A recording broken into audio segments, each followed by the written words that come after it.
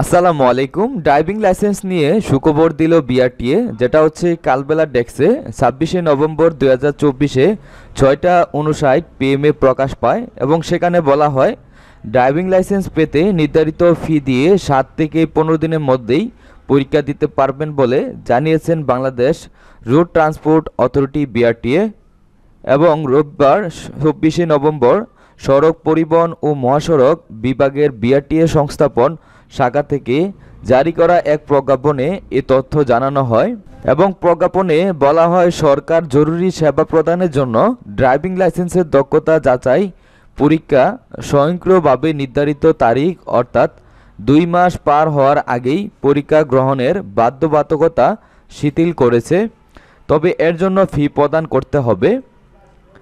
এবং গত রোববার 24শে নভেম্বর সড়ক পরিবহন ও মহাসড়ক বিভাগের বিআরটিএ এ সংস্থাপন শাখা থেকে জারি করা এক প্রজ্ঞাপনে এ তথ্য জানানো হয় এবং 3 স্তরের ফি প্রদানের মাধ্যমে অতীব জরুরি, জরুরি ও সাধারণ জরুরি ক্যাটাগরিতে নির্ধারণ করা হয়েছে এবং এর মধ্যে অতীব জরুরি হিসেবে শিক্ষানবিশ ড্রাইভিং লাইসেন্স ইস্যুর 7 থেকে 15 দিনের মধ্যে পরীক্ষা দিতে পারবেন এবং সেক্ষেত্রে আবেদনকারীকে 5,000 টাকা ফি পরিশোধ করতে হবে এবং জরুরি ক্যাটাগরিতে 16 থেকে 30 দিনের মধ্যে পরীক্ষা দিতে চাইলে অগ্রাধিকার প্রার্থীকে 3,000 টাকা পরিশোধ করতে হবে এবং সাধারণ ক্যাটাগরি বা সাধারণ জরুরি ক্যাটাগরিতে 31 থেকে 60 দিনের মধ্যে পরীক্ষা দিতে চাইলে 2,000 টাকা ফি দিতে হবে।